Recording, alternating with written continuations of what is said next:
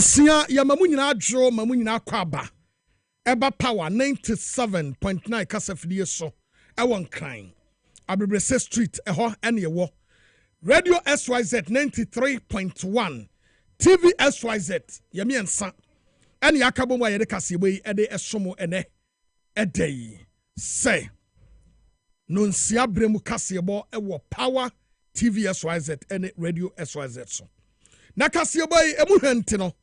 ama Ghana ha radio stations any TV station dodo no anu kremu bi ene yede somo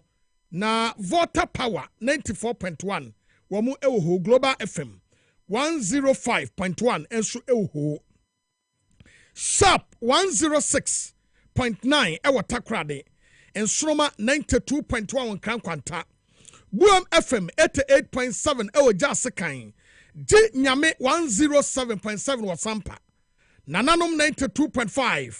ewo Afugoso West End Radio 100.3 ewo Lembele KFM 92.1 Wakpaza Ingiligi FM 103.1 Wabole Rich 98.7 Wasimfosu High Radio 103.1 ewo Bechem Oti Radio 101.5 ewo Dambai Wimpan Sampa Win FM 106.5 ewo Pusiga Bono 107.5 ewo Sunyane Sunset FM and a Sunset Radio ewo Sehi Yoso Nyansapo 89.9 ewo Shama Gateway 98.1 Kwanta South Anapua FM 105.1 ewo Afu Kenya se Ena Nyinwase Radio 89.7 ewo Kitekrachi Omunyina ekutem Yako Amanania Apple 68 ewo Virginia Dice Radio ewo Italy Adafopa Radio ewo Paris France G-Live Radio ewo UK OPD Radio ewo UK Kasiebo yi TV stations a ekrem eyemienu TV SYZ and Laos Silence TV Kasiebo yi enam so ene yede somo ene se nunsia brem Kasiebo ewo power ene radio station kawa nkaya akai eso na yakam sansem ya mede brem na yi abai ade ababetu dwa se enche obeyi obia wabehwe asoya wohwe bambo ho nsam so enche wode side panidin ede beba betu dwa sanso ena abankura yi ade ababetu dwa se minister bia wonim now the policies ahodo ebetu dwa na wama cabinet anya 2 months no ene yewu awujejereje emu nsam ewo ha wono bukwadwo oponkroma ede atudwa se ahu se aban ede cyber security bill bi abamna se bedefie na ehu ehu echa samando si yankasa ntia daate bi o kasa keke ye beti watum eno so emu nsam ewo ha owura kwadwo oponkroma kroi esan akasa ese owura John Dramani Mahama policies awudo ode atudwa no emu ba ko kura ni ho a wode abamra se bedefie ama omo abdodo ho emu nsam ewo ha yamwura ne yakonkodi sankomai anti emfiri wa asembai ana asie sesei asema abetodwan se akwada wo free kg ade kwakosi p3 ewase yade ni kurom kasa ekire ade no wote ase brofu bebrebe no adoso dodo enti eba ne sa no anamu awofo no so a mone kwada ne ka brofu wo fie no oso ahwe yie ne yechewa waso be se papa eti eno so emu nsam ewo ha wono Buhari na Idrisu enso ade ababetudwa se wo se schools ni bi charge sika ade free awofo no ho a emfiri aban ho eti wo a woni ma wo yesa no wanya ya yete wa waso ebeyese TVET Technical Vocational Institute no atachira for miensa headmasters akwa charge school no sika ye o manam kwampa so yate wo mo ado mo emu nsam ewo ha ensam no edoso yaboboa no asone so krogen ena yede esomo ene edai se nunsia bremu Kasiebo ewo Power FM TV SYZ Radio SYZ so na ye kamo se so like natural clinic ede apomde won sem papa ede ababe so yemu a wadama onu omudi nsawso a enu abekọ so apomde de enu ani so like Spanish garlic mixture ene ne capsules so ebema enuoma etumi akoso wa rediem ruta na drobia egenkwa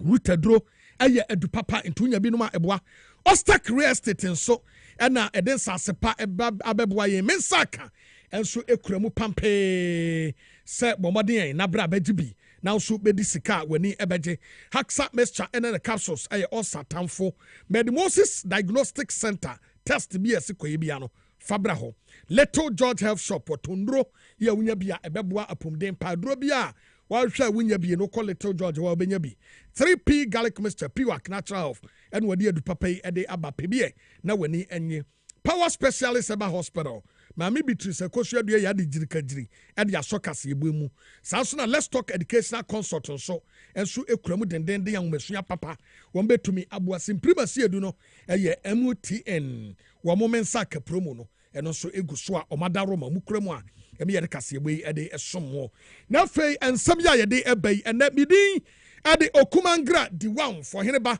boama benye ene my girlfriend Poma, me Poma Ukrame no, and then the Nina caught minima dia Poma Quay in the weekend. A man in Nina from Okasakra and Ma, it's Yanadion to me, I'm a kind of a Yanyamre, na don Shrebako, Yentrase, na Yenin Como. Afei and some no me domu abomu aura asukwa. Asama ababe toja and a say. One noble minister, and ministers are who ye wagana hay, and as I say, Kokobo abai edema omono. Na Professor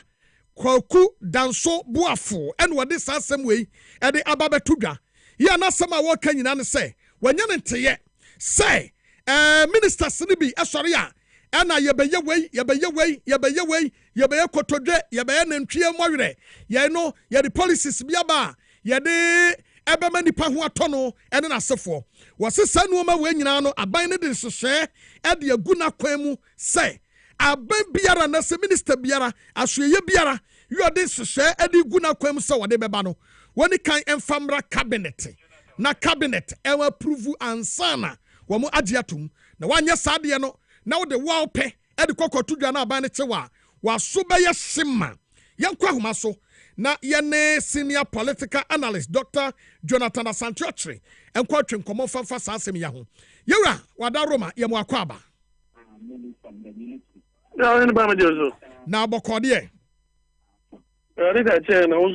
oh twedi aponyame adaroma me so me hoye na yefre wanwumre ya boni bi anim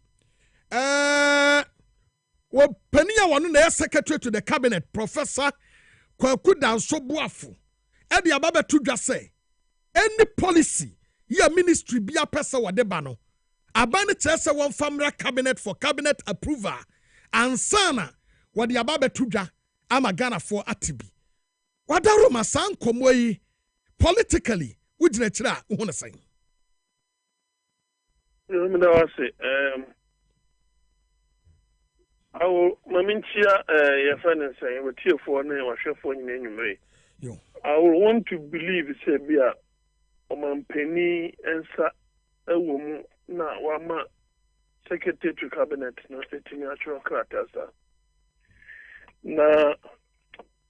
before such a letter will come into the public domain, I felt to say this particular issue could easily have been dealt with at the cabinet level in a verbal form. He didn't do it in that manner. I don't know. Sebia, Omaka Bibisa and Kofu be able to be that would be very strange. Other than that, you are giving ammunition to the opposition to feel say the government at the cabinet level is running an uncoordinated activities through the cabinet ministers, of which the secretary to cabinet is drawing the attention to. Is it also the case, say, some people are running ahead of themselves, for which reason ABM been through the cabinet secretary The other thing is to say, I'm not too sure, say, any sector minister or any cabinet minister is doing things outside the manifesto. Is doing things outside the manifesto. Into all the sectors, manifesto no will be a bomb. If any idea comes to mind, for example, say feed Ghana, others, but there are certain things to do. There are certain things to do. as human beings, it may not have been written in the manifesto. Into the mayor sure say Bibisano, then obviously cabinet will have to be in the know for the issues to be discussed. And I think say a letter like that, a man and Kwafoye a bit edgy as to who exactly is the minister, was the cabinet secretary referring to through the president. Who exactly? As I know, quite the same, Kwafoye pointing fingers at certain people and accuse them wrongly. I think, in as much as he has that administrative capacity and, of course, authority to write in the name of the president to that effect, bringing such a letter in the public domain for me, it wasn't necessary. Enuoma bi a esi ewo ha because I have some of the programs womo alantini bi na ye the 1 million coders program, ye the 24-hour economy, the job export program, adwuma wura program, national apprenticeship program, the free for life program, Accra reset program, one child one tree initiative, the Ghana infrastructure plan, the free tertiary for persons with disability, any no fee stress. Obi abeka se we nyina policies a womampani ka ho asem ansa no wodeba. Now, we point out clearly me hu. Nemom could it be say amanfo so point out accusing fingers say oh nansa ye hu asa enumguase bi a honorable Sam George ekogu ne ho with ne banter between wono ene DSTV 4 and called the cabinet and kebi obetumi ebobo ho ansa ene other things bi a asa wo ye no amanfo hu ne say asa wo pre edi aban nanim wo abra aban no e ma ne sa kwanya say could it be say sanity na sanity a ade no man kan wo cabinet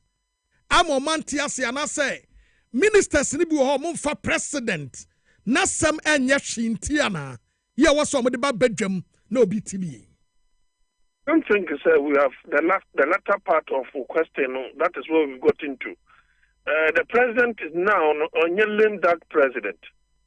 He has the full force as executive president of this country. And I can tell you in authority, say, will be obey, will be an He has nothing to lose. And he has nobody to please because he wants to ensure, say, legacy or person or yeah. But say, what the wada. Now, I don't think that is forthright on the part of the cabinet, secretary. So, Nipa now say a friend and you can anymore. One friend can anymore at that level. But to write a letter without pinpointing, giving example, of course, my examples were it will indict the integrity of the minister in that particular sector. One my example, I can't say everybody stands accused. And if you are not careful, government in Yuma and a bit delay.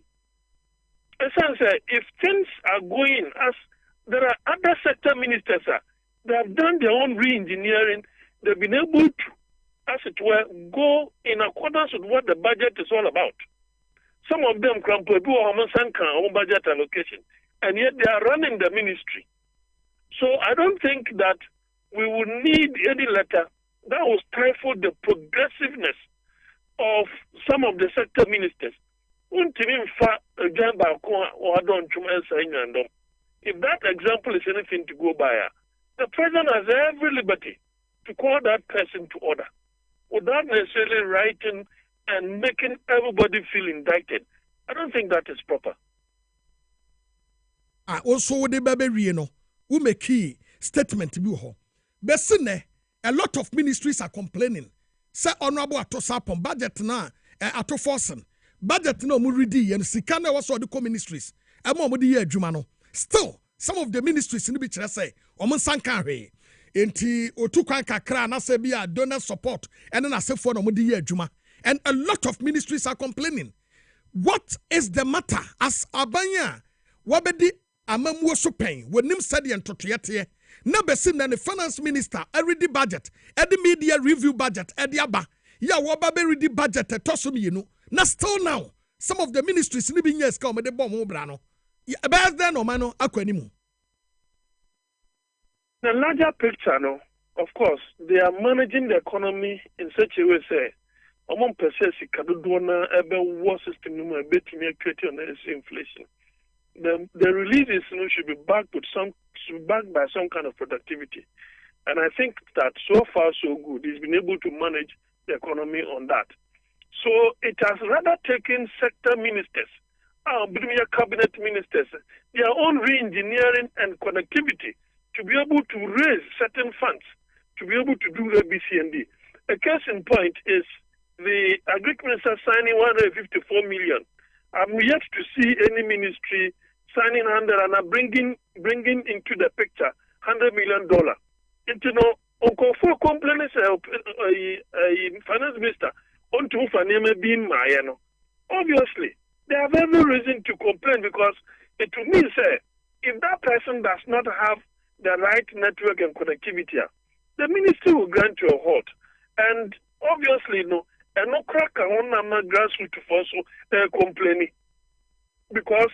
there should have been a trickling down effect of some of these expenditures in terms of infrastructure development, school building, roads, hospitals near there. They are doing all of this as a way of continuing some of the projects of the previous government. And until now, I think it is still early days yet, but to the period where we are about to read another budget, now one whole seasonal budget, the release is an inquiry. I think that probably at the cabinet level, they may have to discuss that and find the reason why things of that nature have not happened. Because it doesn't give a good image about the ministries and then the government as a whole.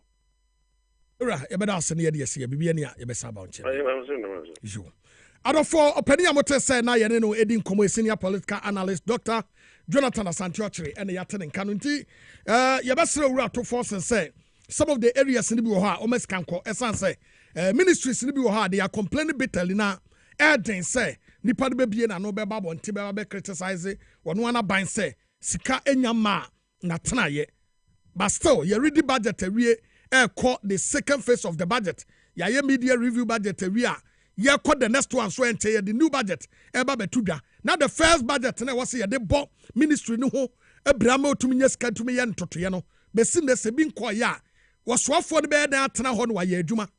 eti emwa so ye besere especially moma yentwe ni enhwe agric eyie esa se enuane abu now as we are talking okọ ayia aduane abu akuafo nuane emo esisifie ye wose ye ma buffer stock sika emo de kokọ toto nuane ni babegu ono se buffer stock a wonye sika emfa ntaduane ena ketoa no so a ababeda ho no ye no ayi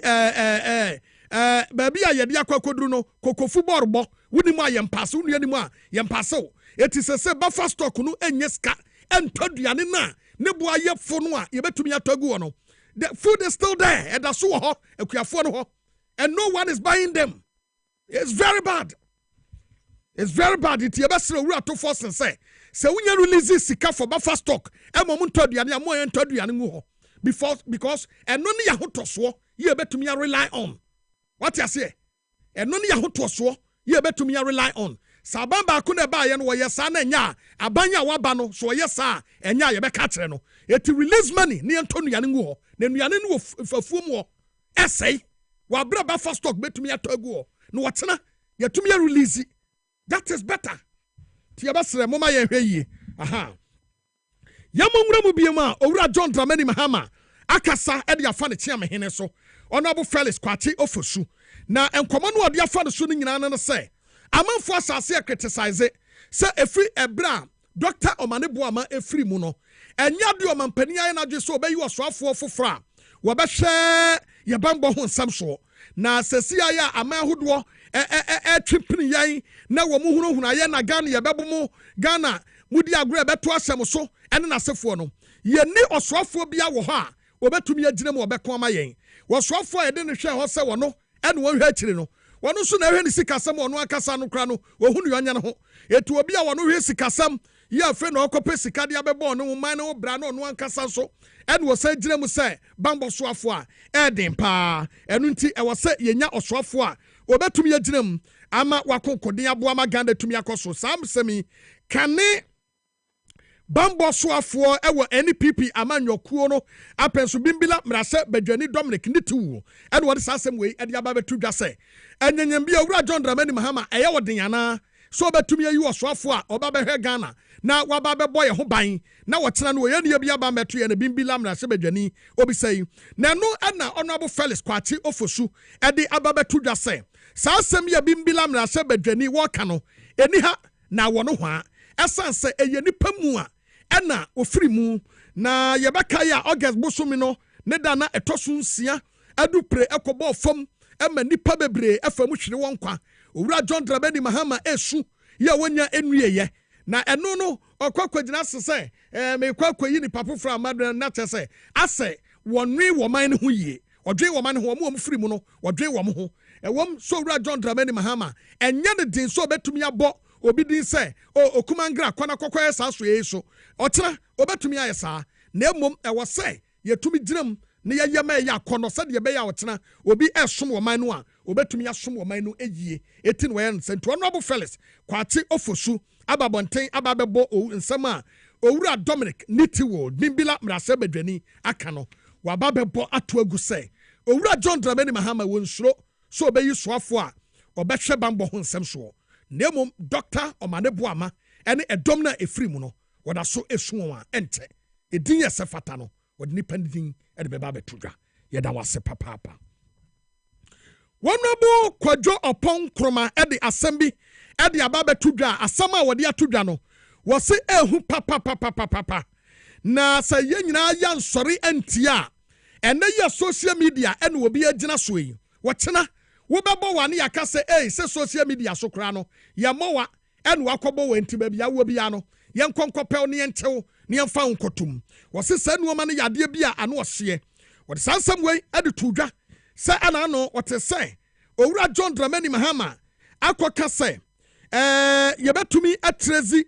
IP address ewo obi bia ro beka asema no betro bibi no ne IP address no yebetumi atrack no akwakwate no ewo ba bia wo bia ne no anopani ofuase ayire bi mrase badwani kire se debi asem ye owura John Dramani Mahama okan enya kono wo se ade ba ko bia mu a esan ewo mu ne se wo mu de cyber security bill bi ade ba mrase badwafie ane ye de aba na wo se ade no bill no enuoma wo hu no ehu pa wo se de yedi kan kasa bia wo be kasa bia no aban no betumi identify as a hate speech what send bibia na what test bibia obetumi akasa his speech waka kasa yenka na ochena yaba betew ede akwakoto afiase wose eba no saa no na che akwakwa se kasa na yebema ho ababe wo tan na emwa emagana enkwanimu it was re owura John Dramani Mahama ene Ghana fo nyina se ye nyina yenka mbom na saa bill no ye de bamra se badwafia ye nyina yenka mbom mroskoto no nkoto ba bi kra said ye be ya wochena emma nipa nkasa bo anka ne yam na de okwaka bia no wo hwe wachi se yeba eba ne saa no a emwa mo man puntuo ne nkyekere etumi nkoso esa sa oka bibia wochena abane na watumi obetumi akyina mu aka se okura wasem na kai no his speech wano so nanim definition of his speech na okyere de akotew ede wakoto afiase eba ne saa no a emwa enu nti saa mra no a owura John Dramani Mahama ene na ban ede eba no ehu Kwadwo Opon Kroma. What we are seeing appears to be a draft and that they want to consult on that draft. From what I have seen as a former information minister, this draft is dangerous, though it's not surprising. And let me explain why it's not surprising. It's not surprising because I think the president first announced it, that they are going to use the national security apparatus to go after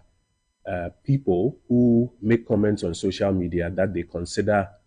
for whatever reason, whether it's under hate speech or it's under whatever, they consider it unfavorable. They're going to search for your IP addresses and then get the security apparatus to go after you. The president himself said it. So it's not surprising that his minister is now following up with a draft bill with such wild provisions in there. What is dangerous about it is that over the last set of decades, various countries have been moving away from criminalizing speech. There are other remedies for speech that may be deemed unfavorable, most of them civil, but not necessarily criminalizing it. And that's why you would recall that even the Criminal Libel and Sedition Act was repealed by the Kufuor administration. There are still remnants of laws that still seek to criminalize speech. For example, this law that is being used a lot, publication of false news,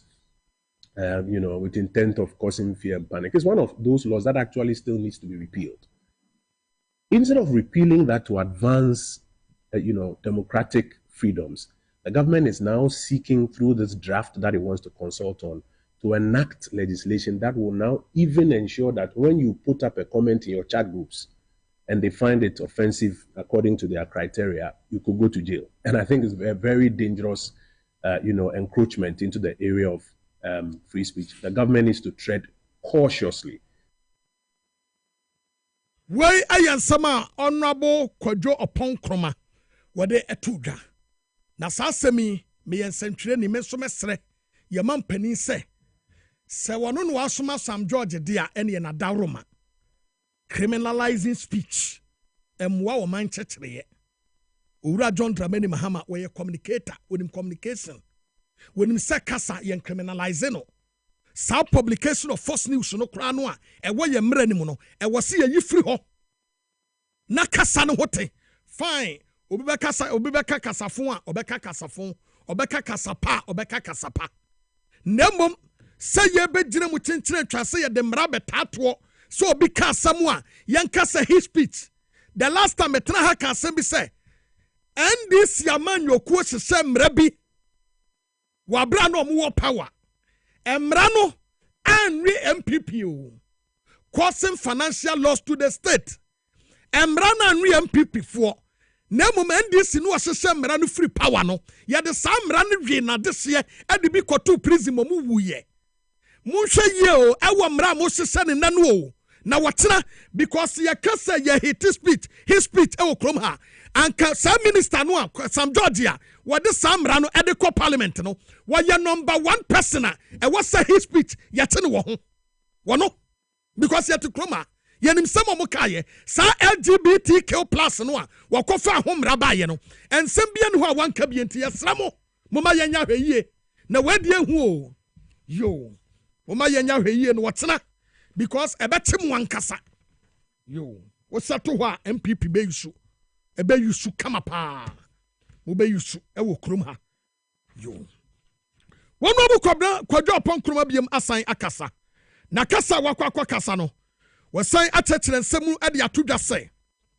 enuoma bi ekoso na obesere Owura John Dramani Mahama se na dawroma ebredura e wose san hyehyɛ no omode bam na hye badwafie no omhembie wose Owura John Dramani Mahama the policies ahodo ade abam na hye badwana se wode atodwa ya woye ho adwuma ya ye de sika twitwiri di ahodo bebredi akwakowuram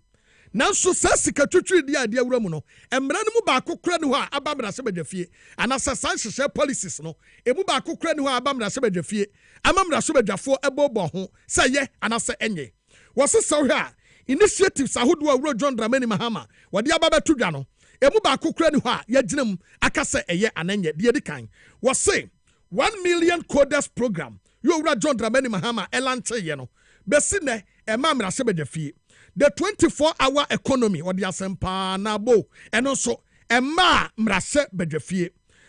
the jobs export program and also emma mrase bedwafie the adwuma wura program emma mrase bedwafie afei the national apprenticeship program enwura mrase bedwafie ho the Tree for Life program enwura mrase bedwafie ho Accra research program enuru fie ho the One Child One Tree initiative and also ma ho the Ghana infrastructure plan and also maho and the free tertiary for persons with disability and also MIA and the no fee stress program and also MMR Sebedefio and no and I was say Owura John Dramani Mahama se wada Roma emredu ya sanse se nyina wodi aguna kwam no wodi beba mra Sebedefie na mra Sebedefie mra Sebedafo no adoma suko no mo hu se de ayaye ebeboa ye dache ana se emwa Kwadwo upon Kroma. Economic policy that is submitted just mentions these programs, that will do a 1 million coders program aimed at training 1 million people for digital skills. People will say here, a figure is put by it. The minister will show up at committee level to defend his whole budget is approved. It doesn't mean that the program document has been brought to Parliament or has even been published. So as at now, you have 11 programs and initiatives that this government has launched on various platforms, and ministers have been giving hundreds of millions of Ghana cedis ostensibly to go and execute them. I can take you through the list. 1 million coders program, the 24-hour economy program, the jobs export program, the Jumera program, the national apprenticeship program, the Tree for Life program. Many people don't even know about it. The Accra Reset program, the president launched it at the UN. The One Child, One Tree initiative. Then quite recently, they've launched the Ghana Infrastructure Plan, the free tertiary for persons with disabilities, and then the No Free Stress program. These are about 11 programs government has launched. And our argument is that not one of them has had the program document that tells you, so what is the target, what is the selection criteria, what is the results framework, what are the key performance indicators, so that you can exercise oversight. Even if not just by us members of parliament, you, the media, do you know the details? Do civil society members know the details? Does the general public know? How does even an ordinary person know and access? So it's important that the program documents are properly laid before Parliament so that the work of oversight can start. Why are you honorable Kwadwo upon Kroma na sama wade atodwa eno ya bowram ewo masuamu ekwakodi sankomo e de afiri mrasa badwani na wasan eye wosoafo wono na wo hye nwomasuamu nsam so honorable Haruna Idrisu e de atodwa sei watete se schools ni bi wo ha wo mo charge prices ya eni hu kwan se wodie esan se wabra aban esesa ye pe na headmasters ni bi ebo o say yes afena wo mo eba be charge papa na eno ana osoafo yi ede atodwa se wo bia wunim na wo ya pani bia wo da school bia no na ebedru so na obekwa akogina baabi se wo afena obegi sika yema okonkonta sika yema mpabua sika yema se no yate wa school no ubejai ediato wase wo hwe computerized school selection and placement system ya CSSPS jumadie amanfo bi fabro nya ho awin krakase pa wo kwanu anya school na akase me baye anya school na mpe baby mfa no kwa yesi tua 5000 tua 10000 akwada no school no baby ade no kwoto ye no awofo no hwe na se o ebia me won kran me ba e wo sawi oso secondary school e ho de na kwoto na be ye de ama me akwada no so onya de ntimesra mommoa me na akwada na bi onya boarding na se onya school bi won kran ha yes ye jutua wo se sa nuoma nyina watete na ehu nuoma ne adwuma wo ba bedi no ho no motia mo yembese mo afemu a akwada ne ba to dwaye to scrubbing brush to praye to way ye obi wo school ha sekan beje no ha na tuaka no wo se mu nyina no wotemo a maso be hyepa honorable Haruna Idrisu. Allegations of illegal fees will be investigated, and any head of institution found culpable will be dealt with in accordance with law. So kindly, as supervisors and monitoring directors, so your stakeholder role is monitoring and supervision.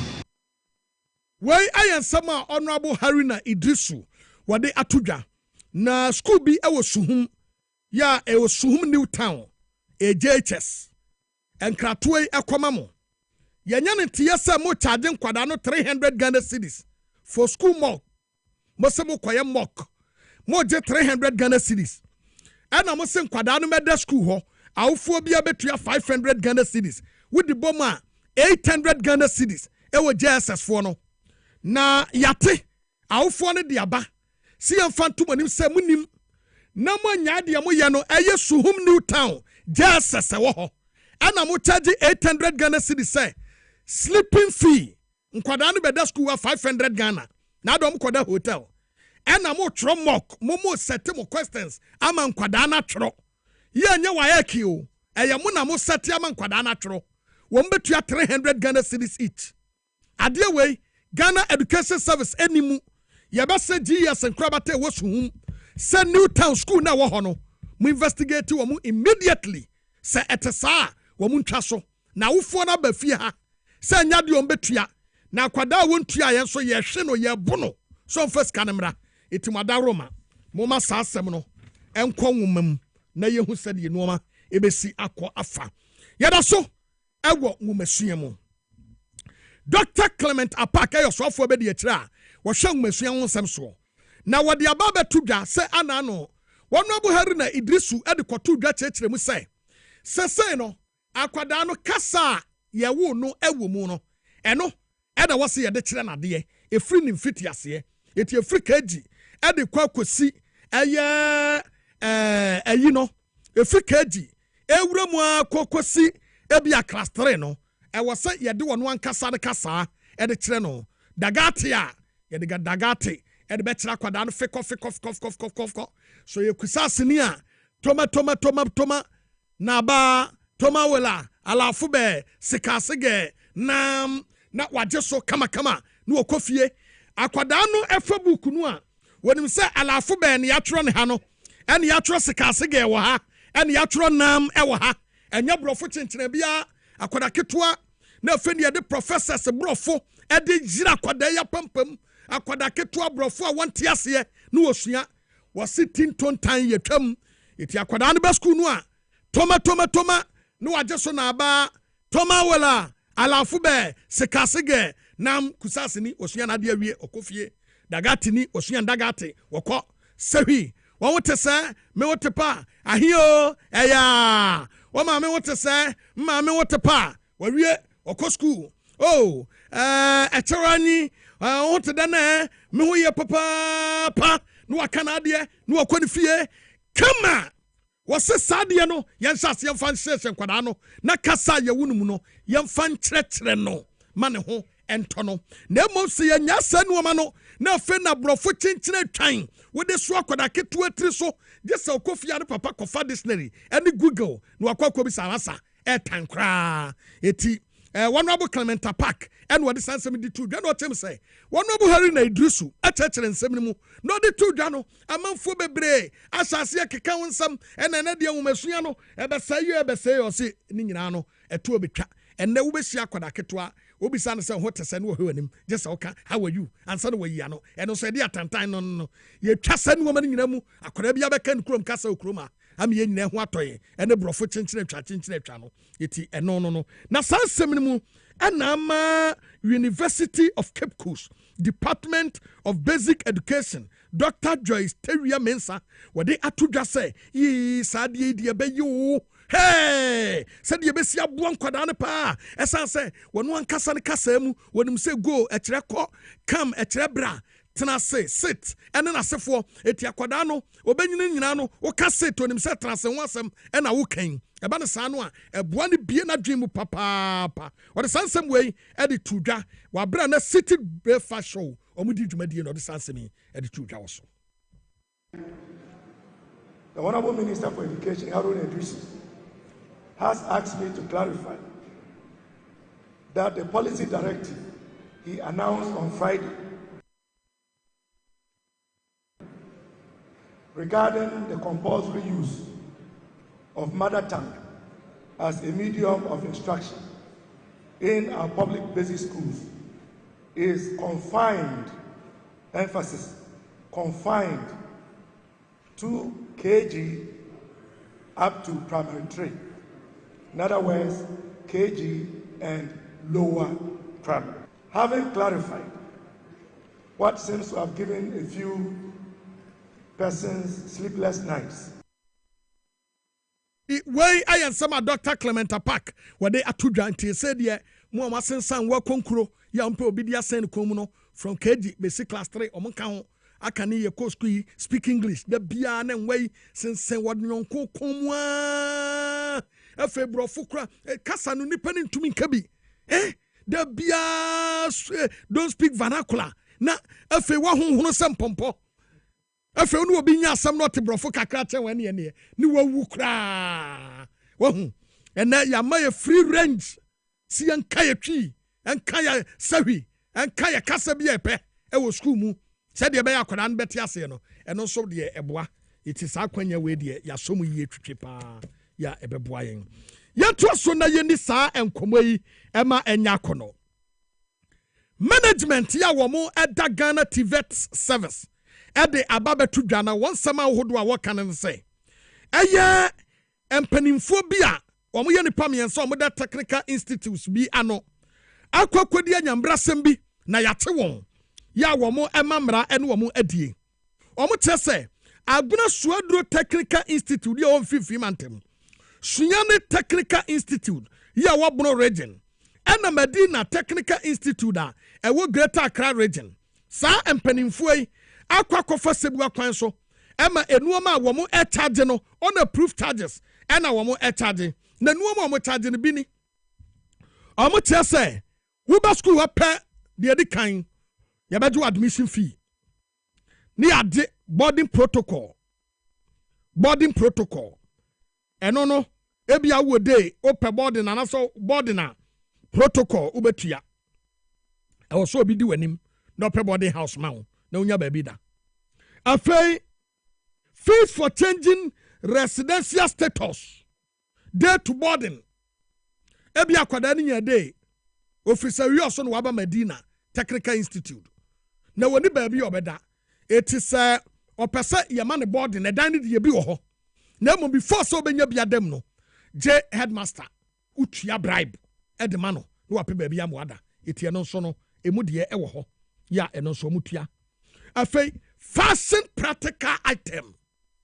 sebia practical wo be ye no eno so no G utua fashion practical item charges afei best sheet payment obeda raw na obeda be shi so okasa obeda be shi so a no watua obeda form no so raw ye nasa because ade atie beba inspection e wo say unya best spread white e de seso enti e wo say unya headmaster best sheet ni bi so wanya na auto bi free ba ye be ka say enwa kam enti customized one ya a free headmasters no ho and afei PTA related levies. Na yese Madam Hannah Asamoah you know I want 15 man temu Aguna Suadro Technical Institute one da no yaye hwehwemu yadoa no ena Mr. Gabriel Jamfi bro regional director Sunyane Technical Institute ono so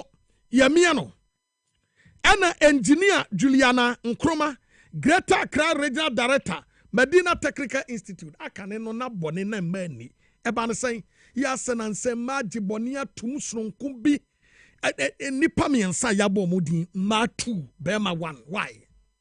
ya wo mu nyina o mo kire se wo mo akacho o mo se wo mo step aside nefua aduasa na yemfa enye hwehwemu emfa wo mo ho na yehu se charges no mo charge no ono abo hari na drusu ena ka se wo mo enye anahwan ena ka se wo mo nye no mu wie na ntansa ye de anyemo mo no so mu difo a emra esefata no wo mo ne wo mo ebedi ne fefefe e wo Ghana ha eti eno so de asie no no yara so awo mu awo nwumasua mu na NGO bi a ana wo bi a wo US na wate NGO bi na wo mugusu a wo mo eye enuoma e de atodwa se ono ne de enkwada wo mo nima de na wo mo adwen no emu oduro nanso sika anifie no eno pese wo bo mo eti okokopie mu ewo window MAKG ene primary na enuoma hodo ya wode ekoye no wode textbooks pen pencil school bags and learning materials ahodo ena wode ekoye CEO adema ekuei ene shop FM news etwetwe nkomo ene wode sasem we ene to omonim this initiative because I'm a product of this environment, only in a different place. So I'm from Trinidad and Tobago, and I grew up in the very same kind of environment. And had it not been for people to help me and my mentors, I would not be a doctor that I am today. So this is part of service. It's service to God, it's service to community, it's service to my people. And when I think about a community, I think about the elders and I think about children. And had it not been for the elders, we will not have children. So that's what the process is about. The process our core value is purpose, resilience, opportunity, community, empowerment, sustainability, which is very, very important. We're finding that the culture is not being sustained. The culture of love, the culture of unity, it's not being sustained. So na enwachi no headmaster Emma Hendo MAKG any primary David Abeku Ogu ono so ogina enemu eda NGO ase so matumi abomoden ede sa enuoma entese de ababebu school no omo da ase a bimra bim Orin hadi eya mujol wo hu dede dia ade chena ade sa wo school pe na ze amo so da che wa besin here onye de wo ben de wonye be pe nemu wo besin wo boko enyim asin here nti mempa bonye de mpinfo wo kuma wonye do ma wo mba so ama se wonye do ma mba na da ma so afoforo wo nchen so wo se wo do ma mba na ketenketena na wo so wo tun wo de wa bokwa na bibia ari make them na misha oye NGO ofia waba and the whole thing momuye agenda as the process what can I see a processor actually oye ongoing thing you understand oye say oye ongoing start from 1 2 and then infinity it goes beyond the human imagination the process into say make them oh I'm so highly favored. I headmaster Edema school point ya yebodin David Abeku Ogo and yetenen kan ye jina we so age aboafo nkra totew ne ya ba ye ba enkomode bebre watire ye de beto aso amamo ye ba isi ya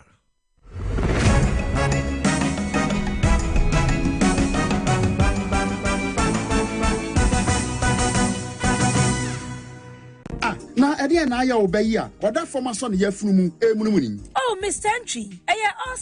also yare ya tete be benfie pi nanso ne yam nyono da se me kire onu ahodo amato a me hunu hwe a ebe ya nwanwa menyi ni se what also tamfo hexa capsules any hexa mixture yanum bom kotia also no bia ma no anom anka ne ho ato no dadaada also dro de eno ani hexa capsules any hexa mixture ankom ni nkyeremu also yekura eto yefunu ene ensunumu etuma wo yefunu ekeka wa wogire ho a enye also etumi ema wo ye cheko ebra wadidi awie so how eye also de a compare hexa capsules any hexa mixture nanum bom na ho ebeto pedudu atu a ko okanshi drug lane Kumasi Dani Herbal Takradi AA Mensa Anafre 02038228855 Apinfo abatan a woma won mofra no fo ene mofra woni mfiedu mienu enka ho Haxa capsules ene ne mixture also tamfo edie age adwadie nkratoyi yi atom.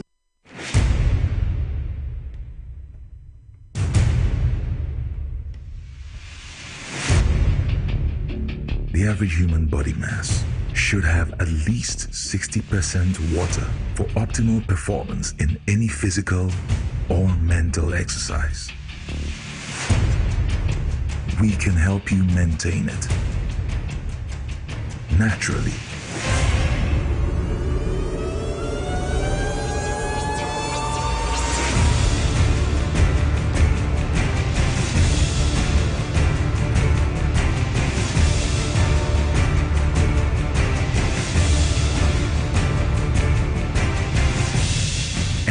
Natural mineral water.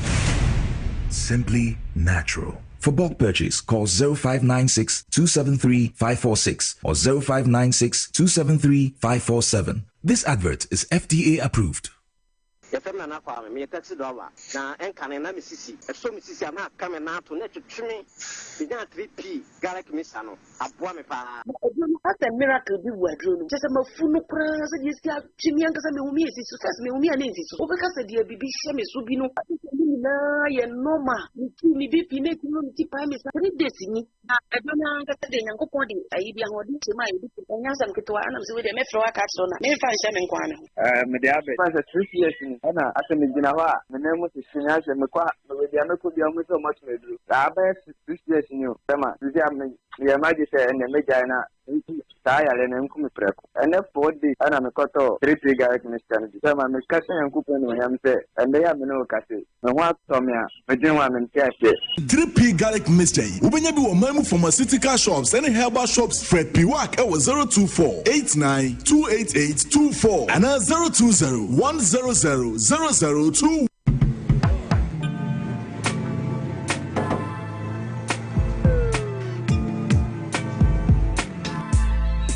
Welcome to AutoCheck Vehicle Diagnostic and Licensing Center.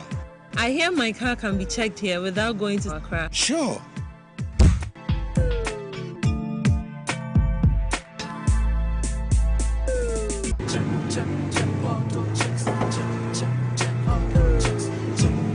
Emission, check. Alignment, check. Brakes, check. Visit AutoChecks at Koforidua Aquadrum Road for the roadworthiness of your vehicle, from saloon cars to heavy-duty industrial vehicles. Madam, your car is now ready for the road. Thank you so much. AutoChecks, check. AutoChecks, your safety, our priority. Check, AutoChecks. Ade, Timmy Sissy, a trifame twice. Ni kotodwe e de komene ase twetwe me famin tinim je meja ene mensem ye mo hyehye na aye titriti na me hu dia menye cheme ba kanena me hawa no kosisa mishia joint fortis ene never life udompe ene waposo ye wo ya no etutu no joint fortis ene na ekwakoye mu atwuma na de atichima wo hobia no esesie no wontini na emuya wo ya etwetwon efiri wusisi edefa wo toase no wo nine ensem ehihyew ayetitiriti nedro ene never life joint fortis ene never life enu ani mahotoso FDA ade edede nkratoyi yi ato Messi Menanano. A group basa abi bragro tibedo imlenu. Na ma premaye hojo. As for me, I take very good care of my grandkids. Ye diagro na yesa. Edru mre bi kra na me ba no timede omo be gumi so weekend no. Hey, memre. Hey, eno nti na me ka kire o say. Ya no medi garlic capsules. Poso nyina ebesisi so kama. As I stand here, my doctor said my whole system has improved very well. Medi garlic capsules. Yes, Medi garlic capsules. Oh, Medimosis garlic capsules. Boa mamoja di nipaduane mu efrusani ye na esiesie oba ne barima mahona wodin. Ubenya edro yi bi ato omanyi mu pharmacy stores frey wo 050-349-4885. Edro yi enye mamofra enye ndi mfie dumienu. Apemfo ene emma emanofo. Medimosis wunni how FDA ajidwe di nkratu yi atom. Hi, I'm pleased to introduce to you Cancer Mixture, a herbal mixture for arthritic pain. Arthritis,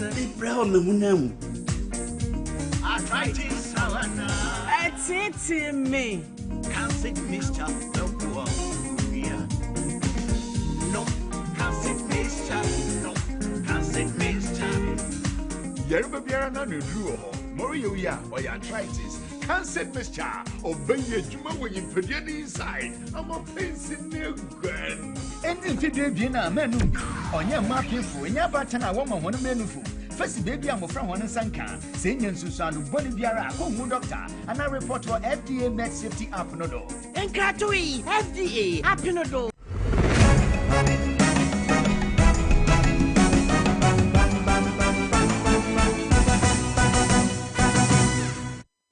Yadamase ema mu nyina kwa ba yeto Kasiebo yi eso wabra yebeto abane mu ewo mfie mpimienu ene aduone nan mubakai a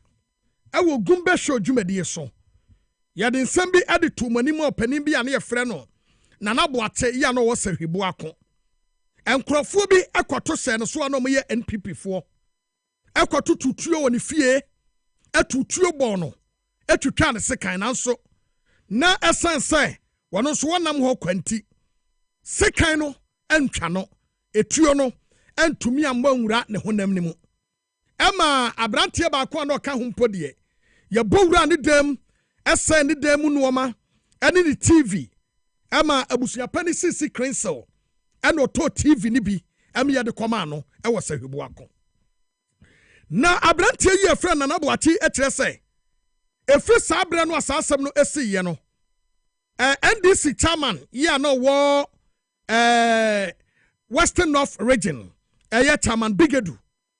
ene no be press conference e mo kan asasem no kire wiase nyina mo meki promises ahodo de ade be ma no se NDC amanyokuo no eba power enu ma ebegyina so ama ne nsaka na sefo abrantie kire se efri sabre yi ede ba besi ne ya NDC amanyokuo eba power ya eya kwafe obi apo entwamu ensere na bobo no mpo misane se be me na hotesen ama asem na ne ya pa se NDC nti si ekunu ankoawu kwa wabra wonte ase a wonka na busuafo ho na NDC amanyokuo ba yeyi na masa no asem no aye ne ya papa etu amanyokuo no na watwe so omahu no mahu ni mobo de yesefata omamfa ma no a obetu no hofo na naboate e ba beto ba ni mu ampipi mema woni soan enti wo mani ama o mba me fie ha aba be sese me fie ha me da mu nyoma epono a wo ha yi no sese no enti na ne amma frɛ mani soan ba be yes anyoma ni nyina awie no entuma no so mu yi de koyo so mu ye de yo entuma ne ne nyoma nyina o sese no na enam so ema omuko NDC suspension ekobu 19 no ombutugu ye makola ba ko friend Marcus omuko ne dam ko sese ne dam nyoma nyina ye fie bi mo a ewo suspension ho omuko ho ko sese ho nyoma tuo omtutu ye nyina ewo fie ha sei ema police fo eba ha ba hwehwe eba twitwa ho Peters abere ba na saa no omanche no ya ne omo hwe omo mbae no mo ni suwan anonti sankore aiki sankole kokutire sankole esanoma no nipo be 9 no mbae no ye to ba bi omo be se sanoma no chama brigade oba saribu akon eba be press conference ho ayan someone ananaboache wode atudwa e de afade e course no ho na ye besere mpanimfo se wenya didija na we no eye justice ena ohwehwe esa se saa moni soan no a owo sankore no ene omo ka ho omo kotututuo etutuo ball no twitwa ne sekan se nyanyame ene fa afia no no ankasa no no so atua na mon kakra e de afọ no ane we de ho a anka obi ekun no kwa besi ne emrante no a etututuo no edi sa nyambrasem no eda so ewo ho a wo mo parade wo mo askeles ya mo da so enam ho na de ye twitwa ne sekan ball ni tuo se nyanyame a anka owu kwa asemi besi ne empanimfo obie ne ho a waba wuram e de ba besi ne iti ye besere se a prosifo am wo Western North region abrante no wasankore moni soan mo hyase na mutu ne ho anamo na wenmu a na duru so a bo besa kwa kwesi wo mo so e de akwa campaign so protect them today said ye be ye ochena mo betumi enyo mo amo magina so esanse man ye wogina hoyi wogina ho chen ni papem ututu a emo utwa ne sekan a entwa wo mo mudi na chi nyina nso no ututu no a emfsan ne humpo na kobo bi wo na chi etu okobi osmu ni machi no onu di animu eti madaroma mo besa yusu mo besa hie mo echena eti mo mi ntu anamo a ebetumi aboa yede Kasiebo esie yemfa sede mu oduro fama aboafo wo kurom na Ghana prosifo ede krata bi ede aba ya krata no mo de aba no wo mo kire se abrantie bi ya ye frɛ no wo mo kire se omo ho na abrantie bi ye frɛ no Michael Kwabena Asante woba aprosifo ho ede beto wo manim na wo house number GA246/0775 Agri Street Atimota Clubhouse ɛna wɔba aprosifo hɔ ɛde bɛto wɔn anim sɛ na kunta ya wɔne ne tie wɔnya mfirisia aduanan 40 years ya ne din yɛfrɛ no apenyo ato afirifie na ɔmo hwehwɛ no ɔmo ehu no Ralph mo wɔ me picture no ɔmo fa nto soma me na ɔmo kyerɛ sɛ apenyo ato yi ofirifie no na wɔhyɛ trousers ɛna blue long sleeves shirt ɛna na ɛhyɛ no ɔmo kyerɛ sɛ papa yi ayera ama wɔn ahwehwɛ no a ɛyɛ Kenneth Afenyo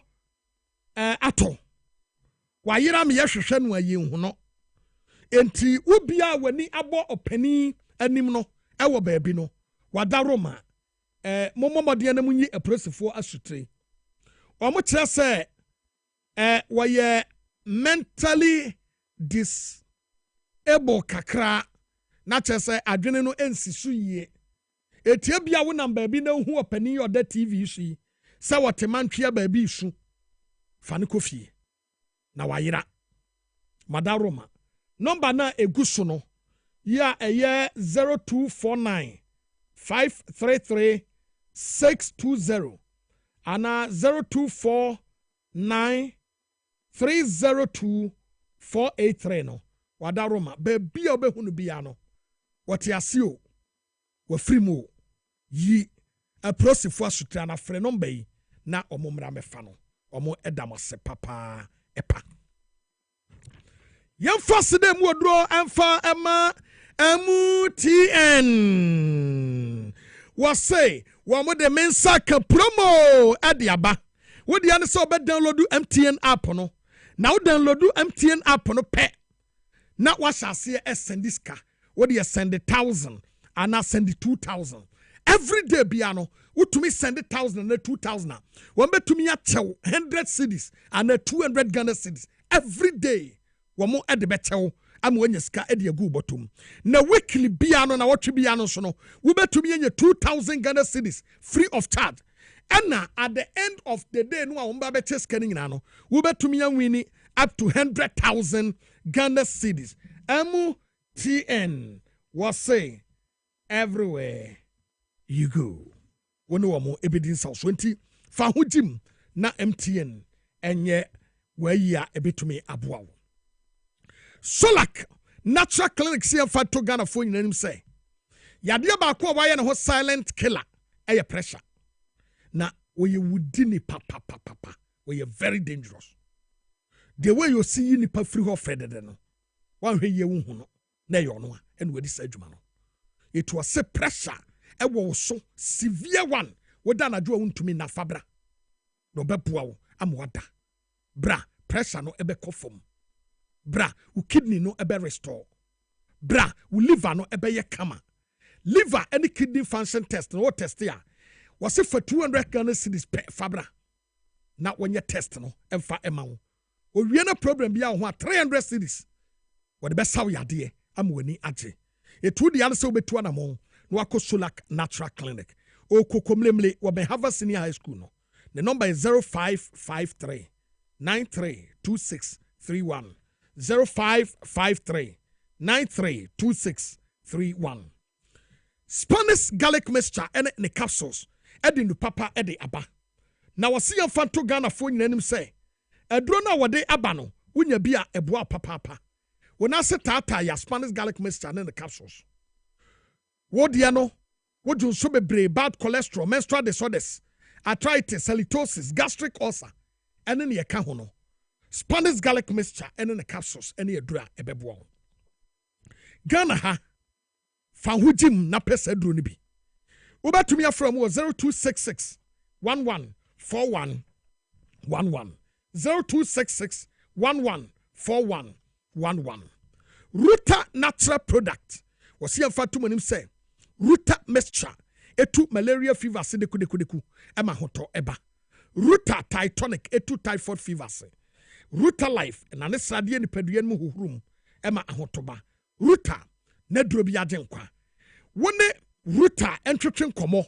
ɛwɔ 0244 50 34 43 ɛduro we wo tɔn a wonya sika paa 0244 50 34 43 Ostek real estate ɛwɔ nsase pa ne buɛfo asase a ɛda yie na ne boɔ no so ɛfoɔ na ɔwɔ nsase ɛwɔ dodowa ayi kuma asebi doyumu afienya dowenya ɛne Shah Hills nsase no ne buɛfo paa eti bɔmɔden na no wɔ mu ani nsawosoɔ na kwagye asase ɛda yie a ne buɛfo bi ɔmo nomba a wɔmo gye so ɛyɛ 0244 684 069 0244 684 069 Mensaka Dali star 274 hash star 274 hash na select number 1 Power FM SYZ Power FM SYZ no wabawura me no ano no woni no eni nsawoso na wani ebeje Mensaka promo wode hu wura mu a anigye ebekwa ama wo ntina mekamfo ede ama wo no kai se enhyehyɛ kakra ɛwɔ ho Haxa mixture ene ne capsules edrei eye pa na eye osa tamfo aduru obi biara osa edi ne nya no wunya Haxa mixture ene ne capsules no wanom bi obi ho duane to ne yam a na ne yam wo no obi so ho a enye duane ato ne yam na emom onidi ya na ne yam wo no obi ho a ekuro ewo ne yam ha no ene ne yeka ho wode ye ne se wode Haxa mixture ene ne capsules no ebe waduru na tu osa tamfo ana osa se ama ho ato osa de na dura ene Haxa mixture ene ne capsules baby eto duro bia na ubowura ubenya Haxa eduro bi ubetumi afre 0240 238 310 0240 238 310 Medmosis Diagnostic Center ena efremu wose yemfantom anim se woye liver and kidney function test ewo ho etu akọ ne yese koye kidney function test and a liver function tester Medmosis Diagnostic Center ena wose oko afi woye cholesterol profile full blood count prostate specific antigen urine analysis blood and urine culture and the sensitivity digital x-ray dental x-ray woye ne nyina bi ewo ho etu dia ne se woni ne bedin sawoso na enije sonko etumi akoso Medmosis Diagnostic Center tutumikai na no mu enkodin sawoso na enije ebetumi aba amawo one location no eya dental barrier one police station no enedi hwene mu friend was 0244 068 447 0244 068 447 Little George Health Shop SCM Fantum anim say aduro bia wanante abre chinchi abre na opebie na unya bi no wone no eni nsawso na obenya duro ni bi anom ama ho ato SCM Fantum anim say ye coa mixture coa plus mixture Dominion herbal powder Mr. K vitamins and minerals ye the foreign herbs no local one e de aye fay or cranberry juice pomegranate turmeric ni ginger blueberry juice aloe vera gel woni nyina bi ewo ho ya wo de ye ne se wo mo ebedin sawso a ebeboa wo ama ne je sonko ebetumi akwama wo Little George or Tema Community 5 was a PV of a runabout any previous afternoon temwa friend was 0243 140 213 0243 140 213 3P garlic mixture Piwak natural health and what dear papa diaba or see phantom when you say general body pains and now say your peso see the pediano a man ye kama also ya dear bank Kasiebo roso when sat 9 AOTTT and from our age now yem cheko and now say stress and a hawa 3P garlic mixture any dra onoma e pepuao Piwak natural health and what dear Dubai a dre ediaba Fred Dr. Mototi it was 0248 928 824 0248 928 824 ma menkamfo Power Specialist Seba Hospital emfa ema Power Specialist Seba Hospital ma me bitri se kosu adua ya wono no wose emfa ntom anim se hepatitis A B C D and E otu ase ono no age award e hepatitis ayaresa ho afi fat liver obi wo ha o liver no aye fat srade ginam twon anase bia prostate enlargement o pese boost to immune system no ulcer fibroid any kidney stones wadaroma o problem ene de mabobo so ya ene ye na eno ano no o jirikagiri memedru so ewo ho eti apebinom ena hebatin mixture ye de boost to immune system Power Specialist Seba Hospital ube hu no ewa Accra kwa benya ACP poku ase ekwan so Kumasi Feyase, Lake Road, Aduaya Junction, Takrade, Anaji Estate, Wabahantama Rural Bank. No. Number way and a friend no money so. 0244 544442 0244 54 44 42. And finally, let's talk educational consult. I see I'm fat to me when say wada Roma. Fan kwadane bra no mesua de betumi aboa won. Saturday school or entrepreneurship, reading and writing, personality development, IT training, creativity and exploration nyina no oyebi etibra na wo moa wo. O tesi Nungwa Estate Mango Street, wo Belejo Kuku Municipal Assembly no. Freno 0249 069 821 0249 069 821. Kasiebo esi a few fabia any majority nene dom ena womo ejina chire as producers. Wuli ene Sofo Prince ena womo so ewo camera nechi eboaye ema mede Kasiebo ebremo Raf ene Peter ena Emmanuel Nati ene edom ni nyina so MCR womo hwe ebe ye de Kasiebo ede somo me a medi ho tia me ene medi ede okumangra di wamf ohene ba Boama Benye. Adomdom ye ya ochina yebesa ehia makramo.